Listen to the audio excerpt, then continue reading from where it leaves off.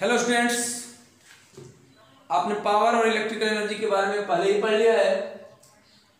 In this video I am going to tell you how power is distributed in your homes. तो चलो start करते हैं। तो इसको स्टार्ट करने से पहले कुछ चीजें हम आपको बता दें। पावर जनरेट कहाँ से होता है भाई? पावर जनरेटिंग स्टेशन से पावर जनरेट होता है। पावर जनरेटिंग स्टेशन का मतलब वो हाइड्रो इलेक्ट्रिक पावर प्लांट हो सकता है, जहाँ पे हाइड्रो एनर्जी मतलब वाटर का यूज करके इलेक्ट्रिसिटी जनरेट करते हैं, या थर्मल पावर प्लांट हो सकता है, या फिर वो न्यूक्लियर पावर प्लांट हो सकता है, फिर या फिर कई तरीके से हम लोग सोर्सेस ऑफ एनर्जी में देखेंगे कि इलेक्ट्रिसिटी कहाँ कहाँ से जनरेट हो सकती है। तो पावर जनरेटिंग स्टेशन से पावर जनरेट होने के बाद उसको हाई वोल्टेज पे ट्रांसमिट किया जाता है, और उस रास्ते में बहुत जगह कहीं कहीं स्टेप अप ट्रांसफार्मर, कहीं कहीं स्टेप डाउन ट्रांसफार्मर। पहले तो पावर जनरेटिंग स्टेशन से हाई वोल्टेज पे पावर का ट्रांसमिशन करते हैं, उसके बाद वहां पे स्टेप डाउन ट्रांसफार्मर का यूज करके उसके वोल्टेज को कम करते करते करते करते जब आपके शहर के सब स्टेशन पे वो पहुंचता है, तो शहर के सब स्टेशन पे आपका स्टेप डाउन ट्रांसफार्मर लगा होता है जो उसको 220 वोल्ट में कन्वर्ट करता है, और यही 220 वोल्ट की सप्लाई आपके घरों में पहुंचती है। क्योंकि जितने भी डोमेस्टिक इलेक्ट्रिकल अप्लायंसेस होते हैं उन सबकी डिजाइनिंग 220 वोल्ट होती है, और उनको फंक्शन के लिए 220 वोल्ट की जरूरत होती है। वैसे आप लोग देखते होंगे कि आपके आजकल शहर में कहीं जाते होंगे तो देखते होंगे खेतों से बहुत सारे वायर बड़े बड़े जाते हैं, और लोग कहते हैं भैया 33,000 किलोवाट 33,000 वोल्ट वाला है, ये 11,000 वोल्ट वाला है, ऐसा बोलते हैं ना। तो पावर का डिस्ट्रीब्यूशन जो करते हैं हाई वोल्टेज पे क्यों करते हैं, इसके पीछे भी रीजन है। हाई वोल्टेज पे ट्रांसमिशन इसलिए करते हैं क्योंकि हीट लॉस कम से कम हो। अब हीट लॉस कम से कम कैसे होगा, इस पर अभी आप मत जाइए। वैसे H = I²RT मालूम है ना। अगर पावर वोल्टेज ज़्यादा होगा तो करंट की वैल्यू कम होगी वहां से, और करंट की वैल्यू कम होगी तो हीट लॉस ज़्यादा होगी। इस पर चर्चा बाद में भी हम कर सकते हैं। फिलहाल अपने टॉपिक क्या है कि पावर का डिस्ट्रीब्यूशन हमारे घरों में कैसे होने वाला है, इसको देखते हैं। भाई आप लोगों के घरों के सामने आपको पोल दिखते होंगे, पोल आपको पोल दिखता होगा, और पोल से आपको 3 या 4 वायर दिखते होंगे ऐसे। तो पोल पे जो 3 वायर होते हैं, ये पोल है आपका, इस पे 3 वायर आपको दिखते हैं। पहला वायर जो होता है वो होता है लाइव वायर। क्या होता है? Live wire. अगर कलर कोडिंग की बात करें तो इसका अच्छा चलो यहाँ पे तो आपके घरों में जो वायर होता है उसमें कलर कोडिंग की बात होगी। ये भी लाइव वायर ही है। लाइव वायर को हम लोग फेज वायर भी बोलते हैं, और ये जो फेज वायर होता है वो 220 पोटेंशियल पे होता है, 220 वोल्ट पे होता है।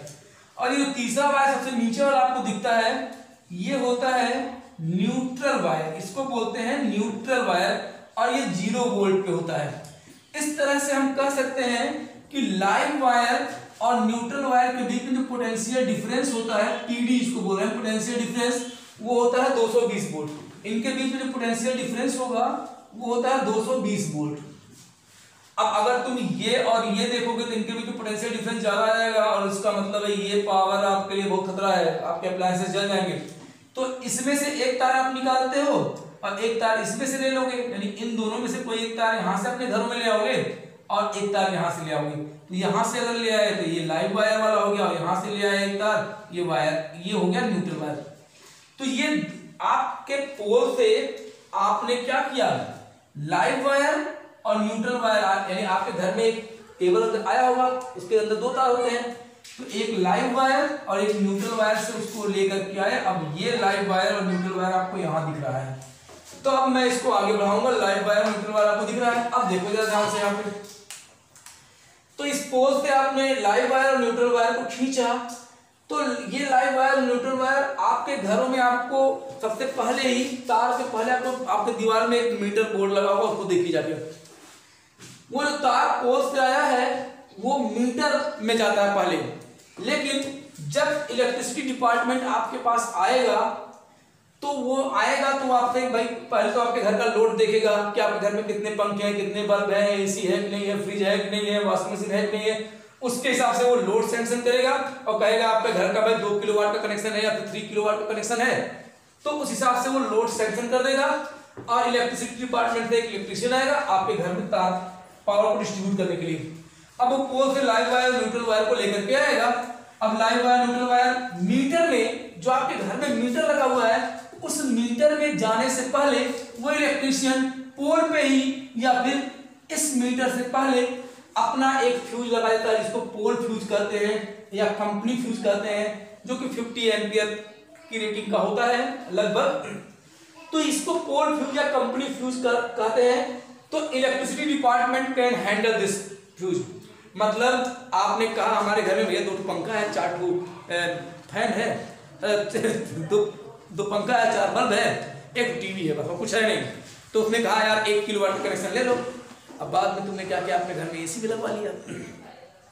अब आपके घर में करंट ज्यादा जाने लगेगा। करंट जब ज्यादा खींचेगा तो जो कंपनी का फ्यूज है ना, जब 50 एम्पियर से ज्यादा करंट हमारे घर में जाने लगेगा तो ये हीटिंग इफेक्ट की वजह से मेल्ट हो जाएगा, और जब ये मेल्ट हो जाएगा तो ये सर्किट ब्रेक हो जाएगी और करंट आगे बढ़ नहीं पाएगा। तो आप जाओगे इलेक्ट्रिसिटी। अब ये आप हैंडल नहीं कर सकते हो, ये हैंडल केवल कौन करेगा, ये करेगा electricity department.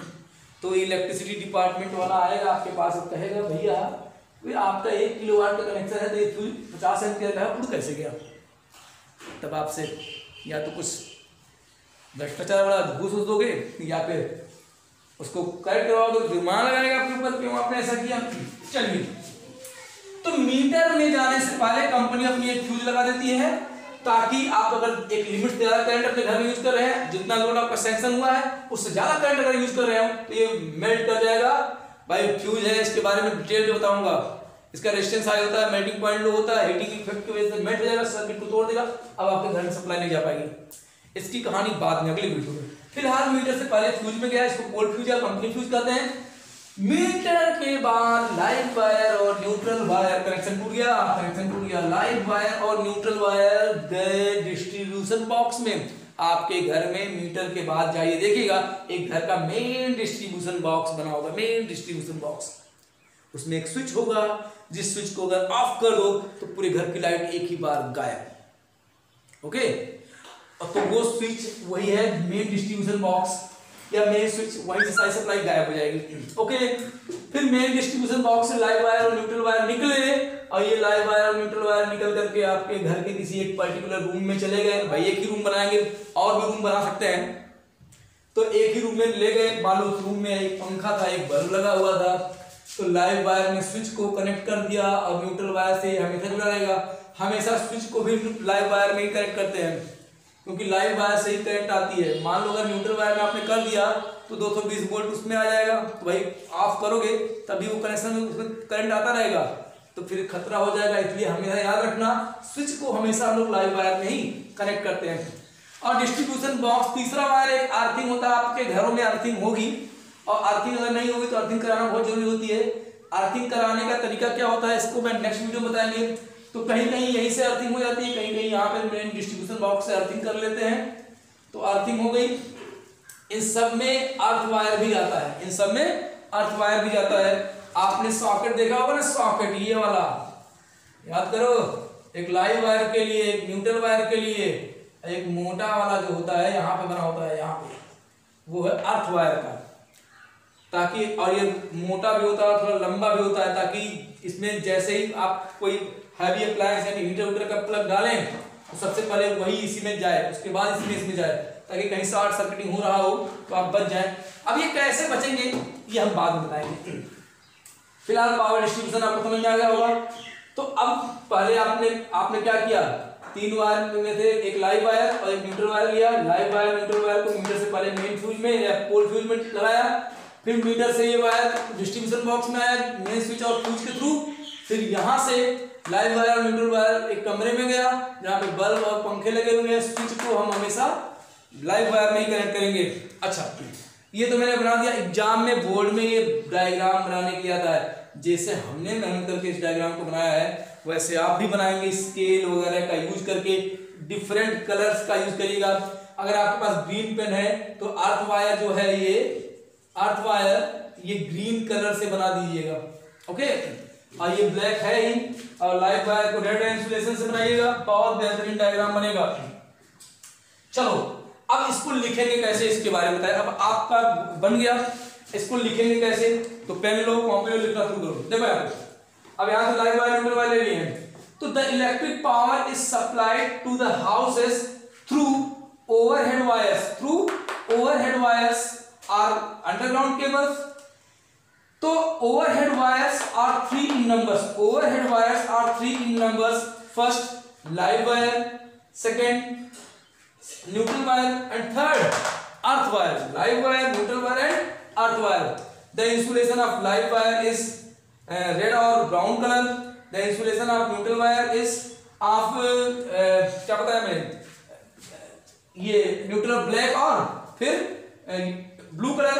And the insulation of earth wire is green और फिर येलो कलर। ओके, फिर आप क्या बोलेंगे, अब यहां तक तो आ गया। अब आगे क्या बोलना है, देखिए बिफोर, ध्यान दो, before the electric line is connected, to the meter in a house. Before the electric line is connected to the meter in a house, a fuse of high rating, approximately 50 ampere, is connected in live wire. Okay, is connected in live wire. This fuse is called pole fuse or company fuse.